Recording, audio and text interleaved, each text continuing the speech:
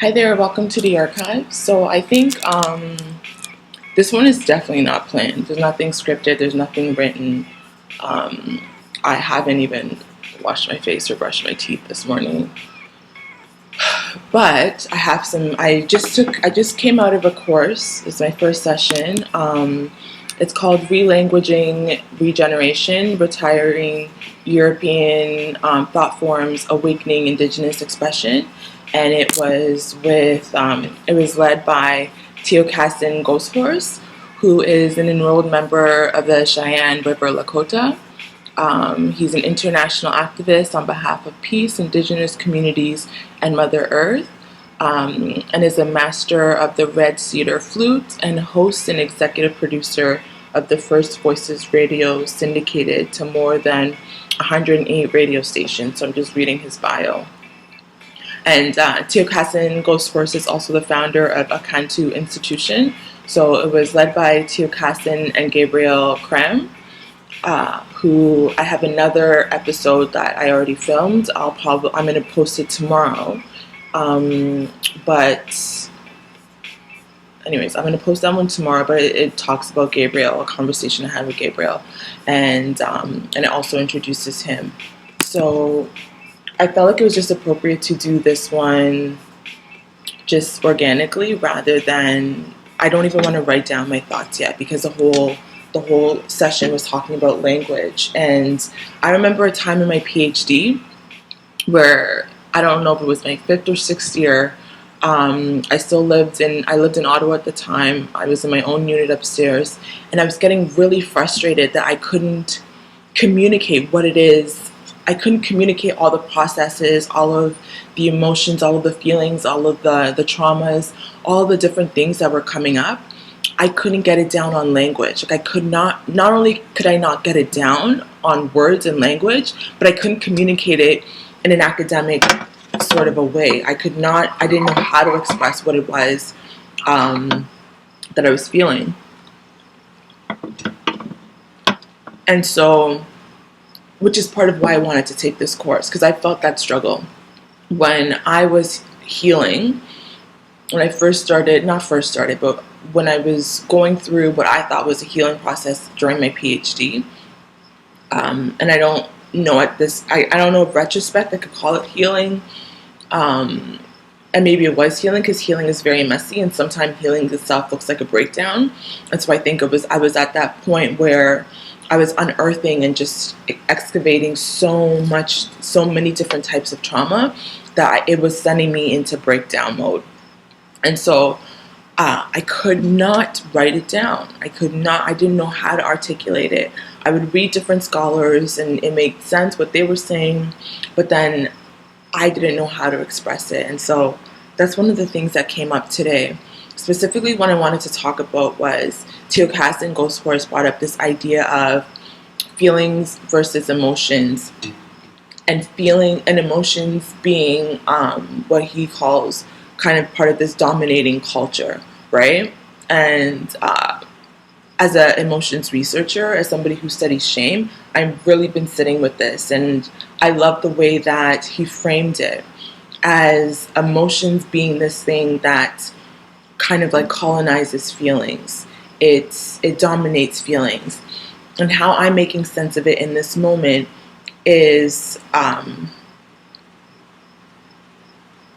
when we're feeling something, there's this need, at least for me, as an Aquarius, as an air sign, I'm always in my head. So I'll speak for myself. When I feel something, there's this need to like intellectualize it, right? Unless I make sense of this feeling, unless I go in and interrogate it and understand it, like listen, pay attention to the words that I'm using. It's very dominating. Unless I go in, right? Unless I make sense of it, unless I understand it, unless I like interrogate and ask it questions, I don't know what to do with those feelings. I often don't know what it is that I'm feeling. And today was one of the first days that I actually felt okay. Like, I know that it's okay to not know what it is that you're feeling, but I felt like he gave me permission to really be okay with not knowing, and not only be okay with it, but to look at it from a strengths-based perspective, right? I tend to look at it as a deficit.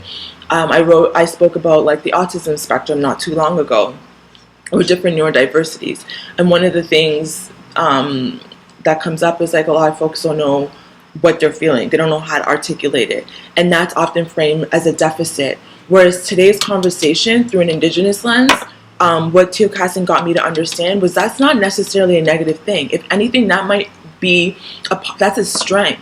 To not know what it is that I'm feeling means I'm not going in and colonizing that feeling. I'm not going in and dominating that feeling and telling it that I know what it is that I'm feeling, that I'm giving a label. This is the emotion I'm feeling right away. Like it's allowing me to just feel and be present with that moment rather than going in with the mind and trying to make sense of it. We also spoke today of the brain as the seat of the heart, and how the heart is what tells the brain what to do, right? And so in that feeling, I often think of feeling as the affective process, right? There's this thing, the emotion comes in, we feel it, and then in feeling that, how it moves us is then the affect, right? Or at least in the literature, in Western literature, that's how it's understood. And so today I'm just really thinking about feeling not necessarily as versus emotions, but feeling as affect. And in the literature, I've written about this in my Ph.D., I get really irritated sometimes that affect is framed as separate from emotions, and almost viewed as like the parents to emotions, where emotions is seen as a child. And I think this kind of language kind of falls under that same trap a little bit, but not in such a paternalistic way. This doesn't feel paternalistic to me. If anything, it's saying that we're honoring emotions as the birthplace, no, not emotions, feelings as a birthplace of recognizing, intuitively tapping into something within. It's not necessarily gendered. It's not dominating emotions. If anything, it feels like emotions was what was dominating feelings, if I'm understanding it correctly. And so, yeah, that's what I'm thinking about. This idea that we feel something, and then there's this knee-jerk reaction, like, oh, it's shame that I feel, it's fear that I feel, it's grief. Oh, and grief came up. I really enjoyed something I learned today in today's session that Tiokasin shared with us, was that in Greece, in ancient Greece, in the 5th century, is what he was saying, during the Inquisition period, mourning was banned. The Greeks did a lot of really strange things in ancient history. They banned mourning. So if somebody who was grieving was not allowed to it was illegal to mourn.